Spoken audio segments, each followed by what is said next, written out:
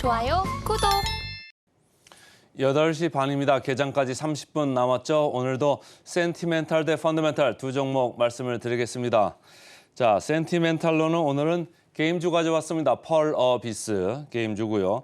펀더멘탈로 넥스틴 이렇게 두 종목 말씀드리겠습니다. 자, 먼저 펄 비스 말씀을 드리는데 이 게임주들은 말이죠. 신작 개발하고 출시가 된다. 이런 출시 기대감 때문에 주가들이 왔다 갔다 하는 거거든요. 그래서 그걸 잘 일정을 봐야 되는데 이 펄어비스는 최근 6년 동안 신작 나온 게 없어요. 과거에 뭐 검은 사막 시리즈로 계속 이렇게 나왔었는데 신작 출시가 없다가 이제 붉은 사막인가요? 이 게임으로 금년까지 개발을 완료하고 내년에 이제 나온다 이런 기대감이 서서히 들어가나 봅니다. 그래서 주가가 약간 움직이고 있어서 제 레이더에 이제 포착이 됐다 이렇게 보시면 되고요. 차트를 보시면 펄어비스 저 밑에 이렇게 우리나라 말로 이게 거의 주가가 쑤셔 박혀 있는 수준이죠. 거의 이렇게 쑤셔 박혀 있다가 최근에 약간 이제 올라오는 그런 느낌이 있습니다.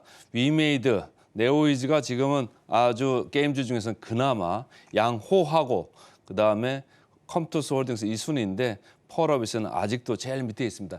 이렇게 제일 밑에 있는 주식의 단점은 뭐 재미가 없다는 거죠. 근데 또 그 이면 장점으로 보면은 그래? 그럼 그냥 떨어질 게 별로 없구나. 여기서 이렇게 옆으로 계속 횡보를 했기 때문에 여기서 사도 뭐 크게 밀릴 건 없겠네. 이런 생각을 하실 수 있는 거죠.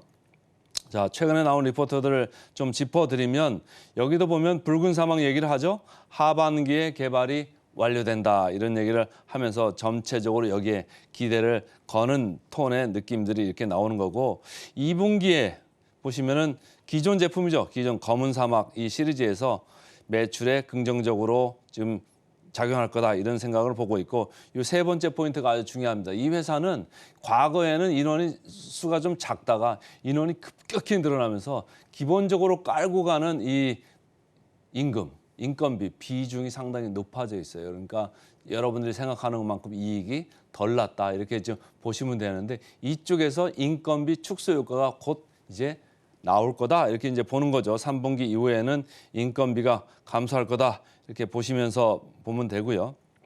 자, 이거는 메리츠 증권에서 나온 리포트입니다. 위에 거는 아까 말씀을 다 드렸고 지금 가치를 지탱하는 요인 그리고 향후의 기대 요인 요 이제 박스만 좀 제가 빨간 이렇게 줄로 이렇게 했습니다만은 지금 현재는 그동안 6년 동안 뭐 한 게 없잖아요. 사실은 기존 거 가지고 운영만 많이 해왔으니까 이 운영하는 플랫폼, 이 가치가 지금 현재는 이 주가를 지금 형성하고 있다. 바닥을 지금 만들어주고 있다. 이런 얘기고 앞으로 이제 나올 때는 이 네 번째 보시죠. 앞으로 나올 때는 지금 검은 사막을 운영해온 이 운영력, 운영 경험 이게 앞으로 붉은 사막을 출시하고도 상당히 유효하다. 이렇게 보시면서 좋게 생각을 해주고 있고요. 제일 마지막 줄 참 이채로씁니다. 제가 그래서 자막으로 좀 뽑았는데요. 여기 보시면은 요즘 뭐 챗GPT도 있고 AI도 있고 이렇게 많이 회자되고 있지 않습니까? 그런데 이런 그 게임 개발사조차도 AI를 활용해 가지고 게임을 개발을 하면은 훨씬 효과적으로 효율적으로 개발할 수 있다. 그것은 비용의 절감이 되는 거죠. 개발 비용이 상당히 떨어질 수 있다. 그 얘기를 하는 거예요. 그래서 기업 가치가 과거의 영광을 빠르게 되찾기를 바라는 그 기대감에 메리츠 증권은 이렇게 리포트를 썼다 보시면 됩니다. 자, 최근에 주가를 보시면 누가 사나 이렇게 봤더니 외국인이 좀 사들어오고 있죠. 외국인이 최근에 많이 사들어오고 있는 게 보이고 거기에 기관이 내동 가만히 있다가 최근에 급하게 따라 붙는 게 제 눈에 보였다. 그래서 주가가 어제 6.3%나 이렇게 급등을 했습니다. 지금 신작 나온 거 없잖아요. 그런데도 이렇게 6%대로 올라가면은 사실은 누군가 급하게 사는 느낌인데 어제는 외국인도 샀지만 기관도 상당히 급하게 샀다. 이렇게 보시면 되겠습니다. 역사적 밸류 밴드로 봤을 때는 이 회사는 뭐 그동안에 한번 랠리를 세게 보이고 내려갔던 회사이기 때문에 거의 이렇게 하단에 처져 있었던 이 회사입니다. 그러니까 역사적으로 밸류 하단에 있을 수밖에 없는 이런 환경이었죠. 6년간 뭐 신작 게임이 없으니까 말이죠. 그래서 목표 주가도 최근에 이렇게 많이 바꾸고 있지 않아요. 그러니까 주가는 조금 올라갔는데 주가가 올라간 것 때문에 오히려 목표 주가 괴리율은 마이너스로 쳐졌습니다. 이쯤 되면은 주가가 서야 되는데 뭐 시장에서 반응이 어떻게 나올지 한번 보자고요. 오늘 센티멘털로 가져온 이유는 분위기가 좋기 때문에 제 레이더에 걸렸다. 근데 목표 주가 괴리율은 호락호락하지 않다 이런 얘기예요. 어제도 그저께도 제가 말씀드린 종목 중에 하나가 이수페타시스였었잖아요. 근데 이수페타시스 어제 장중에 15,000원 뚫고 이렇게 올라갔습니다만 제가 계속 괴리율 자체가 높지 않다 이렇게 말씀을 드렸잖아요. 그러니까 고점 대비해서는 어떻습니까? 기관들이 상당한 매물을 내놓고 있잖아요. 그러면서 주가가 다시 14,000원대는 밀렸는데 마찬가지입니다. 펄어비스도 올라갈 수는 있습니다만 올라가는 거는 분위기 타서 올라가는 거기 때문에 여러분들도 대응을 단기적으로 하면 좋을 것 같다. 그래서 오늘은 센티멘탈 펄어비스 먼저 말씀을 드렸습니다.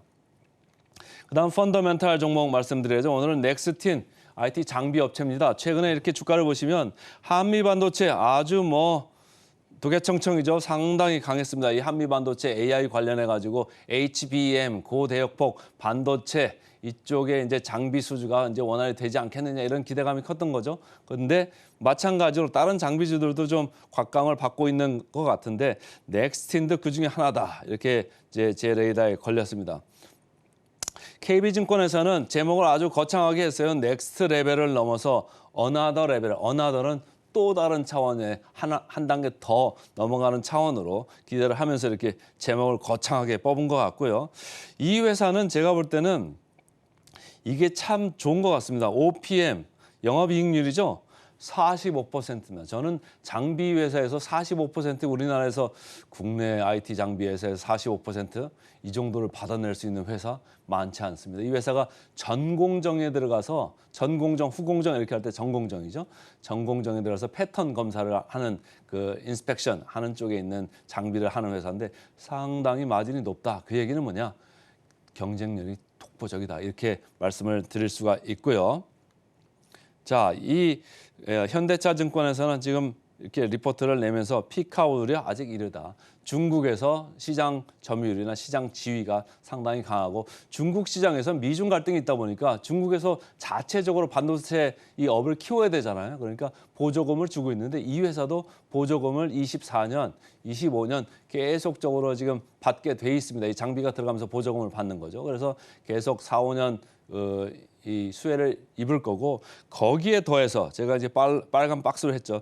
이게 아무래도 주가를 계속적으로 지금 견인을 하고 있고 앞으로도 견인을 하지 않겠느냐 이런 얘기인데 신규 장비가 지금 개발 중이고 테스트 중이다 이런 얘기고 실제적으로 24년부터 매출에 들어온다. 영업이익에 들어온다. 이 생각을 하면서 주가는 좀 달리는 모습입니다. 그래서 최근 주가 보면 상당히 강하게 급하게 올랐죠. 그래서 넥스틴은 누가 사나 봤더니 기관이 사고 있습니다. 기관이 상당히 세게 강하게 거칠게 사고 외국인도 약간 최근에는 올라가니까 가담을 할 수밖에 없는 그런 환경인가 봅니다.